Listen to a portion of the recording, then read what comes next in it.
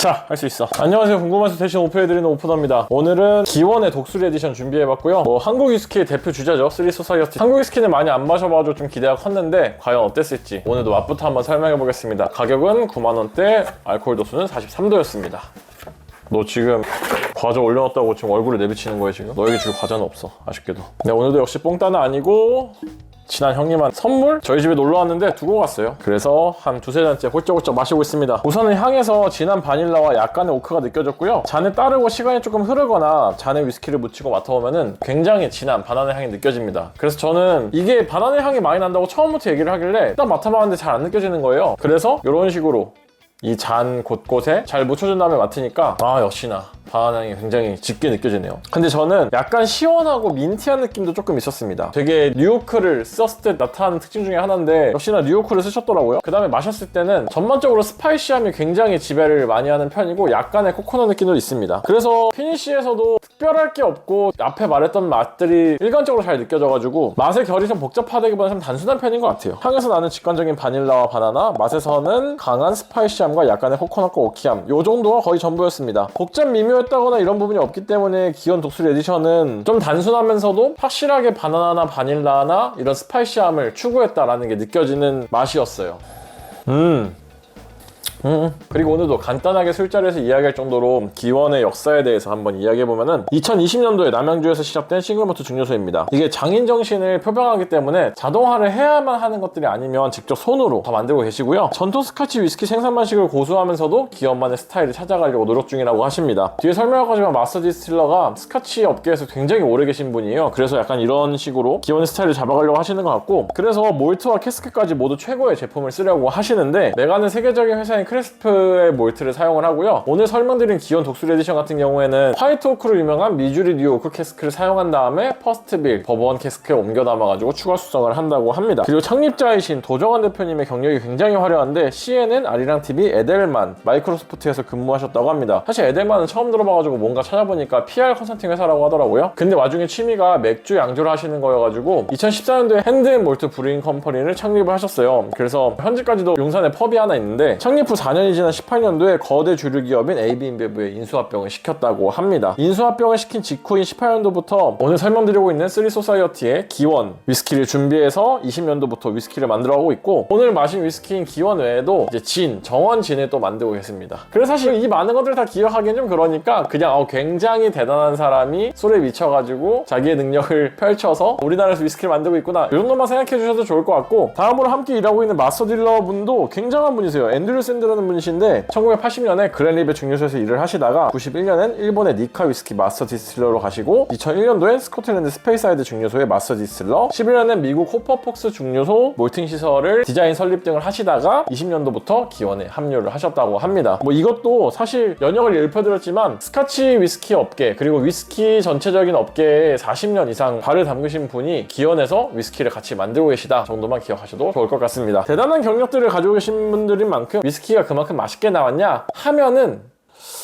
이게 분명한 호불호가 있는데, 우선은 독수리 에디션도 그렇지만 결국에 설립한 지 올해로 6년 차이기 때문에 고숙성 위스키가 너무나 많은 이 세상에서 자기 주장을 하기에는 좀 한계가 있기는 합니다. 이건 어쩔 수가 없어요. 근데 하지만 이게 저숙성 위스키여서 아쉽기만 하냐 하면 그건 또 아니에요. 물론 싱글몰트는 무조건 고숙성이 짱이다 라는 식으로 말을 하면 할 말이 없긴 하지만 아무래도 숙성이 더 오래되지 않았다 보니까 개인적인 감상으론 기원 독수리 에디션은 가격 대비해서 맛의 팔레트가 아쉬울 뿐이지 5년이라는 시간의 결과물이라고 하기에는 충분히 좋은 결과물이라고 생각을 합니다. 그리고 미주리 화이트 오크, 뉴오크를 사용한 것 때문인지 유난히 맛에서 스파이시한 맛이 많이 잡혀요. 이게 적당히 스파이시한 게 아니라 아예 혀끝이 아릴 정도로 매운맛이 느껴지는데, 이렇게 매운 위스키 하면 저는 일단은 조니워커 그린이 먼저 생각이 나거든요. 근데 조니워커 그린이 품절 대란을 일으킨 만큼 뭔가 저속성이어서, 그리고 너무 매워서, 또는 바닐라나 바나나만 너무 세서 맛이 없다라고 평가를 하게 된다면 아마 9만원이란 가격 대비 비해 아쉬운 퍼포먼스여서 또는 아직 저속성 제품이어서 그런 생각을 하게 될 수도 있다고 감히 생각을 한번 해봤습니다. 물론 이제 가격은 너무나 아쉬워요. 9만원대면은 근데 사실 이게 결국에는 주세법 얘기를 할 수밖에 없는데 정말 많은 유튜버들과 정말 많은 매체에서 주세법 이야기를 계속 하니까 이번에는 더 긴 설명을 하진 않겠지만 사실 해외에 있는 스카치 위스키 규모에 비하면은 완전히 소규모 증류소라고 봐도 되거든요. 근데 그 상태에서 단가를 내린다는 거는 너무나 어려운 일인데 우리나라 같은 경우에는 단가에 따라 세금이 측정되는 종가세이기 때문에 결국에 가격이 올라갈 수밖에 없는 구조를 가지고 있습니다. 그래서 참 이거는 너무나 아쉬운 것 같아요. 이게 한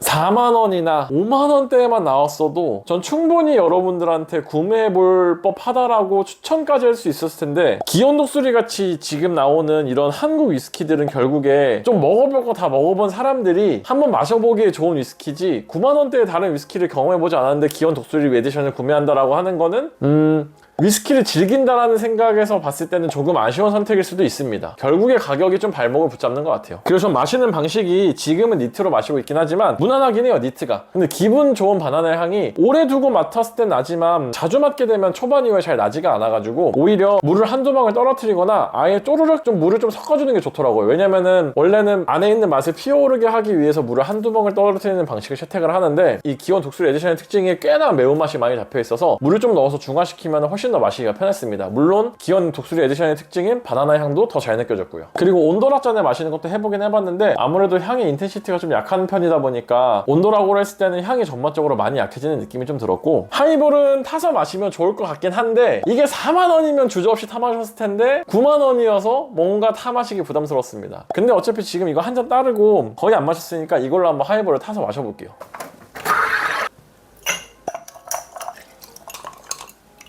네, 간단하게 탄산수로 하이볼을 타봤고요.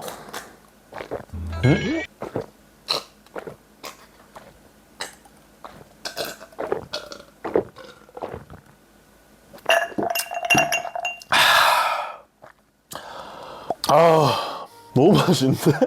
와, 이거 진짜 맛있다. 이거 너무 맛있는데? 멘트가 뭐였지? 이건 진짜 괜찮은데?